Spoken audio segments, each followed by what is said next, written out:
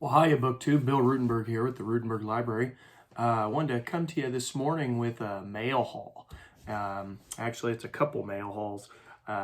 Recently, in the last week or so, I've had 3 of my magazines come in the mail, and I wanted to, show you those. And then at the end of this last week, I got a package from Boston. Steve Donahue sent me 6 new books that he had found at the Brattle, and I'm very excited to show you these. They are going to be excellent additions to the Ruttenberg Library, to the collection of Civil War books that I've got. So I'm real excited about these. Wanted to show them to you. Wanted to also just do a video to let you know I'm okay. So if you didn't know, I've had COVID over the last week and a half, 2 weeks, whatever. And it has really done a number to me. I've never experienced this before. I always brag about my immune system being pretty darn strong, and I never get sick. I'm always exposed to everything at school, and so my body has gotten to where it fights off pretty much everything. Excuse me. And so I just never take sick days and stuff like that, and, people who get a 3-day flu, well, it only lasts 1 day. For me, that's just always how it is. And COVID has been different. It is a different beast. It has kicked my butt the last week and a half. And so my video making the number of videos has kind of went down because I just have not felt like it. And I really apologize for that, but I hope that I am on the mend. I think I'm on the mend. Still got some issues with my breathing, and sometimes I feel short of breath. And I got to go back to school on Thursday, and I made it the whole day.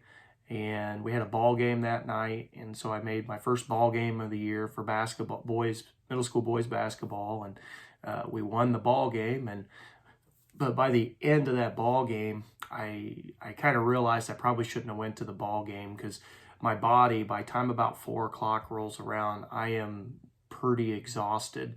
And of course, our ball game was at 4 o'clock, and we played for the next hour and a half, 2 hours, and by the time the end of that ball game came around, it was, I should have probably went home. But anyway, got home, and I was really, really exhausted. And that's when I found the package from Steve, and was real excited, but I was so exhausted I didn't even open it. I had waited till the next day, and even the next day when I went to school, I felt pretty good. And then it got to about noontime, and it felt like I was struggling to breathe, and I ended up going home at noon, or at lunchtime, just because it scared me with my breathing. And when I got home, I just laid down, and after about an hour and a half, everything settled back down, and I felt way, way better, and everything was fine. I kind of felt silly, but that I probably should have stayed at school maybe, but you never know. My breathing was just, it scared me. And so anyway, opened up the packages, was real excited to see this, but been trying to rest up this weekend so that I can have a couple of days at school this week before Thanksgiving break, and we'll just see how it goes. Hopefully, I should be good to go tomorrow. There shouldn't be any more issues with going home and stuff. I hope not anyway. So if I've lacked in videos, I do apologize. BookTube, I've been battling this junk, and hopefully we're on the mend. Anyway, without further ado, without me rambling and telling you about that, let's show you what I got in the mail. So the first magazine that I got in the mail was my World War II magazine. This one looks to be a really, really good one. It's got the main article here is "Death Trap: A Bloody Assault on a Tiny Pacific Island Proved the Folly of Mopping Up Operations." And this main article is about the island hopping campaign, and mopping up all of the stuff that happened. And see, that's where my wife's grandfather, that's where he fought in World War II. and he was on some of those islands in those mop-up campaigns, or he came in after the mopping up happened, but he experienced some of the photos that are in this is what he described of his experiences when he went on the islands, and it's pretty brutal stuff. But anyway, another one of the articles in here, when GIs executed an SS guards at Dachau, and then she was a famed American pilot and secretly on the Nazi payroll. So got some good stuff in there. Sounds like it's going to be pretty interesting. The next one that I got was the new edition of Smithsonian, and this looks interesting. There's no place like Mars, and so it's talking about trying to set stuff up on Mars. It's also got the brave diplomat who saved thousands of lives in World War II. It's got salvaging a Norse king's 500-year-old wooden warship. I think that sounds pretty interesting. The public library, where you're supposed to make noise. And so, anyway, that looks like it's going to be a good one. And then the one I got in the mail yesterday, excuse me, sorry, was Biblical Archaeology Review. And the main one on the front cover is Jerusalem's Tomb for the Kings, fit for a king or a queen. And so there's the Biblical Archaeology. So that's going to be pretty interesting. I flipped through, and I always like these articles because they're not really long. They're pretty short, so you're not committing yourself to a long period of time when you sit down. But what they have is usually pretty powerful. Got an article here on the Dead Sea Scrolls. So anyway, thought that looked pretty good. So let's get to the books. These are the books that Steve Donahue sent me. And like I said, I was very grateful for this. This package, when it came in the mail, really kind of lifted my spirits when I really needed my spirits lifted. So I really appreciate that. So the first book that I got in the stack here is General A.P. Hill, The Story of a Confederate Warrior by James Robertson Jr. And so A.P. Hill, one of the big name generals on the Confederate side. Pretty excited about that. The book is in excellent condition. It's like brand new condition. Look at the spine on that thing. Isn't that beautiful? And the cover is in great condition. This is, before I read it to you, this is from Random House out of New York. And it is a 1987 book, but it looks like it could have came off the shelf today. So inside cover says he was known as Little Powell, and at West Point was a classmate of such future Civil War generals as Jackson, McClellan, and Burnside. He rose to command a corps in the famous Army of Northern Virginia and was a central figure in virtually every major engagement in the vital Eastern Theater. He possessed what a fellow soldier called an unquenchable thirst for battle. His light division was the largest and became the most famous division in all the Confederate armies. Hill spearheaded Lee's counteroffensive against McClellan in the Peninsula Campaign, and he was also at Mechanicsville and Gainesville and Cedar Mountain and 2nd Manassas and Harper's Ferry and Cheatham. Says his savage flank attack in mid-afternoon remains one of the most dramatic events in American military history.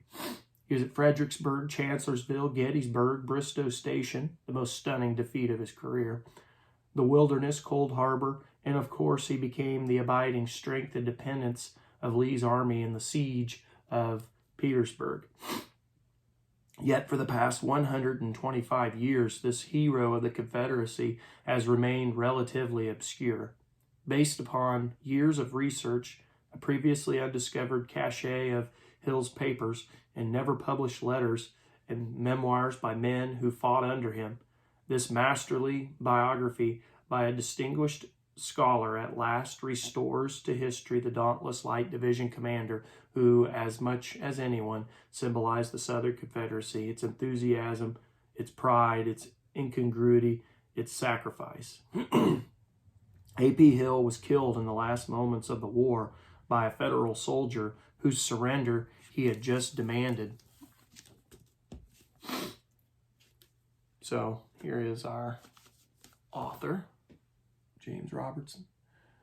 So this will be a good addition to my Civil War collection. I'm excited to have that. The next one in the stack here is To Address You as My Friend, African Americans' Letters to Abraham Lincoln, edited by Jonathan W. White, forward by Edna Green Medford. So here's that really cool cover, nice shiny cover. Okay, and this one I was not familiar with. This is a brand new title to me, so always good to see that. This is from the University of North Carolina Press out of Chapel Hill, and it is a brand new book. It's 2021, so brand new title to me. So it says, many African Americans of the Civil War era felt a personal connection to Abraham Lincoln. For the first time in their lives, an occupant of the White House seemed concerned about the welfare of their race. Indeed, despite the tremendous injustice and discrimination that they faced, African Americans now had confidence to write to the president and to seek redress of their grievances. Their letters expressed the dilemmas, doubts, and dreams of both recently enslaved and free people in the throes of dramatic change. For many, writing Lincoln was a last resort, yet their letters were often full of determination, making explicit claims to the rights of U.S. citizenship in a wide range of circumstances. This compelling collection presents more than 120 letters from African Americans to Lincoln, most of which have never before been published. They offer unflinching, intimate, and often heart-wrenching portraits of Black soldiers and civilians' experiences in wartime. As readers continue to think critically about Lincoln's image as the great emancipator, this book centers African Americans' own voices to explore how they felt about the president and how they understood the possibilities and limits of the power vested in the federal government. All right, so sounds like it's going to be good. There's our author on the back cover there. It's got blurbs on the back from Sidney Blumenthal, who, of course, wrote is writing that nice biography series on Lincoln. It's also got John David Smith on the back with a blurb. So real excited about that, and nice addition to the collection. The next one here in the stack is The Record of Murders and Outrages, Racial Violence and the Fight Over the Truth at the Dawn of Reconstruction by William A. Blair. And this is going to be interesting. It's just a thin little volume, just real thin volume. But, recently I've been reading a lot about just the African American experience before the Civil War, during the Civil War, and then I've read a book on Reconstruction, or a couple of them that have dealt with Reconstruction, so that time right after the Civil War. And so I think this is going to be very interesting. It is, it is from the University of North Carolina Press out of Chapel Hill as well, and it's also a 2021 book. So this is brand new stuff coming out from a very good press out of North Carolina Press. They do a lot of good Civil War stuff. And so let me read the back cover of this. It says, after the Civil War's end, reports surged of violence by Southern whites against Union troops and Black men, women, and children, while some in Washington, D.C. sought to downplay the growing evidence of atrocities in September of 1866. Excuse me. Freedmen Bureau Commissioner O.O. Howard requested that assistance commissioners in the readmitted states compile reports of murders and outrages to catalog the extent of the violence, to prove that the reports of a peaceful South were wrong, and to argue in Congress for the necessity of martial law. What ensued was one of the most fascinating and least understood fights of the Reconstruction era, a political and analytical fight over information and its validity, with implications that dealt in life and death. Here, William A. Blair takes the full measure of the Bureau's attempt to document and deploy hard information about the reality of the violence that Black communities endured in the wake of emancipation. Blair uses the accounts of far-flung Freedmen's Bureau agents to ask questions about the early days of Reconstruction, which are surprisingly resonant with the present day. How do you prove something happened in a highly partisan atmosphere where the credibility of information is constantly challenged? And what form should that information take to be considered as fact? So that's going to be a good look at what reality was, or what we think reality was right after the Civil War, because things didn't just turn all pretty in the South after the war was over. Things didn't fix themselves immediately. Matter of fact, things still in this nation are not fixed. So this is going to be a good look at we gotta get help in certain areas, and in order to get that help, you got to get that help from Congress. Well, they have to have information, and it has to be factual information. What's facts, what's not. That's going to be interesting, I think. It's not a real big book, but I think it's going to have a big impact. Here's another one that was sent. This is Rights of Retaliation, Civilization, Soldiers, and Campaigns in the American Civil War by Lorraine Foote. And pretty excited about that. This is a newer book as well.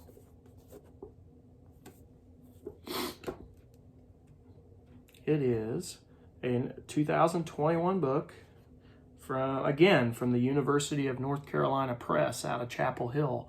So that is awesome. That that's, what is that, 3 books now? That'll be 3 books from the University of North Carolina Press. So thank you for that, Steve. I'm very appreciative. So let's go ahead and read this back cover on this one. It says, during the Civil War, the Union and Confederate politicians, military commanders, everyday soldiers, and civilians claimed their approach to the conflict was civilized, in keeping with centuries of military tradition meant to restrain violence and preserve national honor. One hallmark of civilized warfare was highly ritualized approach to retaliation. That always makes me... Civilized warfare. Is warfare ever civilized? Anyway, I'm sorry. Let me finish. This ritual provided a forum to accuse the enemy of excessive behavior, to negotiate redress according to the laws of war, and to appeal to the judgment of other civilized nations. As the war progressed, Northern and Southerners feared they were losing their essential identity as civilized, and the attention to retaliation grew more intense. When Black soldiers joined the Union Army in campaigns in South Carolina, Georgia, and Florida, raiding plantations and liberating enslaved people, Confederates argued the war had become a servile insurrection. And when Confederates massacred Black troops after battle, killed white Union foragers after capture, and used prisoners of war as human shields, Federals thought their enemy raised the Black flag and embraced savagery. Blending military and cultural history, Lorraine Foote's rich and insightful book sheds light on how Americans fought over what it meant to be civilized and who should be extended the protections of a civilized world. So it says Lorraine Foote is Patricia and Bookman Peters professor of history at Texas A&M University, and he's the author of The Yankee Plague, Escaped Union Prisoners and the Collapse of the Confederacy. That sounds like that might be interesting too. I'll have to maybe try to find that one. But yeah, that'll be a nice addition to the Civil War collection. All right, and so I got 2 more in the stack here. This next one comes in a nice, the plastic library cover. And this one's called Years of Madness, a reappraisal of the Civil War, and it's by W.E. Woodward, pretty famous author. This book looks to be, it's got age to it, but it looks to be pretty sharp, the binding and everything. So I was real excited about this. So here's that. It's got one of those nice library jacket covers on it. Always protects the jacket of the book. This is from G.P. Putnam Sons out of New York, and it is from 1951, so it does have some age to it. But that does not bother me whatsoever, because some of these books are really good from this time period. And Woodward's a good author. So your inside cover says, new and highly provocative reevaluation of the Civil War by one of America's most popular writers of history. W.E. Woodward believed not only that the Civil War could have been avoided, but that it was the greatest single failure of American statesmanship. The story begins with those colonial divergences which became fundamental differences between North and South. Mr. Woodward discusses the various views of plantation slavery, the poor Southern white, the Northern worker, and the free farmer, pointing up the striking economic changes in the transformed America in the first half of the 19th century. In his discussion of the turbulent years of the 1850s, Mr. Woodward shows how completely the politicians failed to recognize that America was going through a second revolution, and then follows the onset of the Brothers' War with both sides completely unprepared to fight. Military events, generals, campaigns, political maneuvers are evaluated in Mr. Woodward's trenchant and lucid style. The great personalities of the period, Lincoln and Davis, Grant and Lee, as well as the intrigues of finance and diplomacy behind the front lines, all come vividly to life, and there are fascinating sidelights on such matters as emancipation, draft riots, the hostility of some Southerners to their own cause, profiteering, and radical opposition. The 2 concluding chapters, with a provocative picture of Thaddeus Stevens, disclose the spirit of hate, the cruelly selfish abuse of statecraft, and the sorry aftermath of Reconstruction in the blighted South and morally corrupted North. Years of Madness has that quality for which W.E. Woodward is famous, the capacity to take a complicated situation and make it clear, and to permit the reader to follow easily and smoothly the intricacies of politics and history. But this is no slick popularization. Behind the fascinating and highly readable narrative, solid research based on authoritative historical studies, presented with Mr. Woodward's penetrating insight and mature judgment, is evident. So, looking forward to this, especially hits into that 1850s time period. That is, my favorite time period to read about in American history. I think it's a pretty exciting time period as they build up towards the Civil War. So that's going to be a good one. And that just leaves us one book left in the stack, and it is possibly the one, initially anyway, that I am the most excited about. Simply because I've always wanted this author.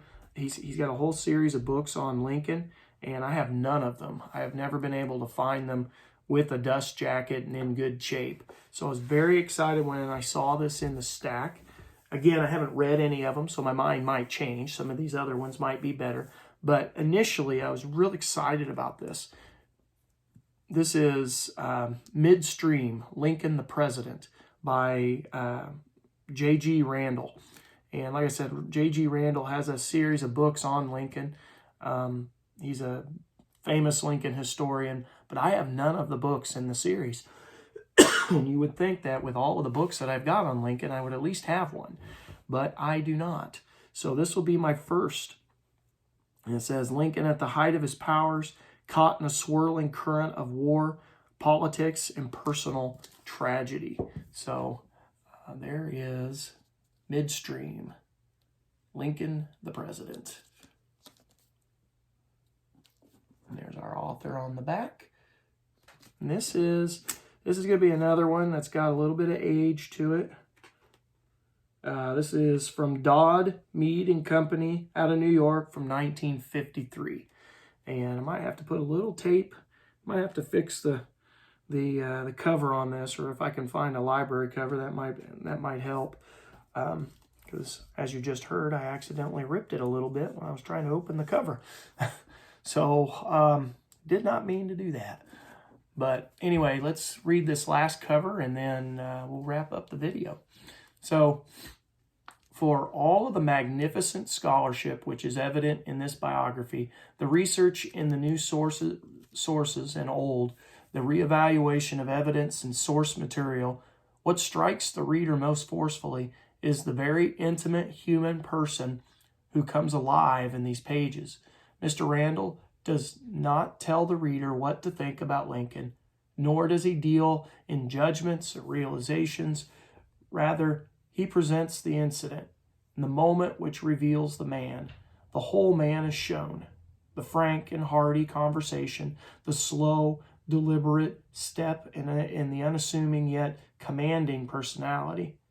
Midway in his administration, we see the president struggling with his most challenging and trying problems. This was the period of Emancipation Proclamation, the first national draft, the grave questions of civil rights, of democracy, and the war power. From an international point of view, it was the year of important climax as relations with Britain brightened and the Confederacy slipped hopelessly in its drive for foreign support.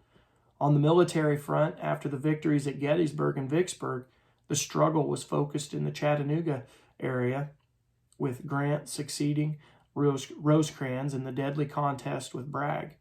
In the midst of all of this, we see how Lincoln worked during a day's run at the White House, how he somehow managed to live